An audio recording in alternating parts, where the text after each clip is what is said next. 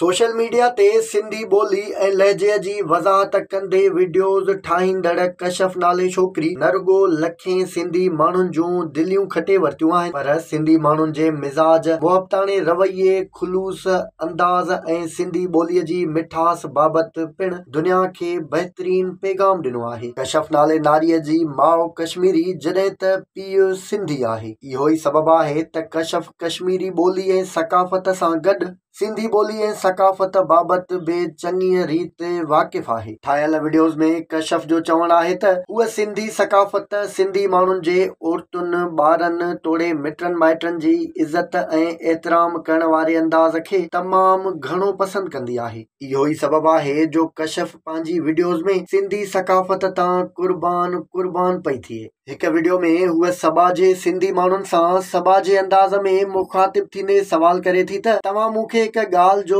जवाबु ॾियो त तव्हां मूंखे एतिरो घणो वणंदा छो आहियो? तव्हां ॿुधायो त मूंखे एॾो छो वणंदा आहियो जो मां तव्हां ते कुर्बान थियां थी ऐं सदको वञां थी, मां सफ़ा ठरां थी। हिक ॿी वीडियो में हूअ ॿिनि सिंधी माण्हुनि में थियल टेलीफोनिक ॻाल्हि ॿोल ते रोशनी विझे थी, जंहिंमें हूअ साईं मुंहिंजा कहिड़ा हाल आहिनि सफ़ा विसारे छॾियो अथव। लिफ्ट ई नाहे लिफ्ट जहिड़ा लफ़्ज़ ऐं जुमिला ख़ूबसूरत आवाज़ ऐं सिंधी लहजे में उचारे सिंधी ॿोली ऐं सिंधी माण्हुनि सां पंहिंजी मुहबत ऐं अक़ीदत जो इज़हार करे थी। अहिड़ीअ रीति हिक ॿी वीडियो में कुझु लफ़्ज़ पिणु ख़ूबसूरत सिंधी लहजे में उचारे थी, जेके ॿुधंदड़नि खे सिंधियत जे वेझो आणनि था। कशफ जो सिंधी ॿोलीअ सां मुहबत जो इज़हार ऐं संदसि पंहिंजो लहजो ऐं अंदाज़ बि इंतिहाई मिठो ऐं वणंदड़ आहे। कशफ जो सिंधी ॿोलीअ सां मुहबत जो इज़हार ऐं संदसि पंहिंजो लहजो ऐं अंदाज़ बि इंतिहाई मिठो ऐं वणंदड़ आहे, जेको सिंधी माण्हुनि खे बि न रुॻो साणसि मुहबत पर संदसि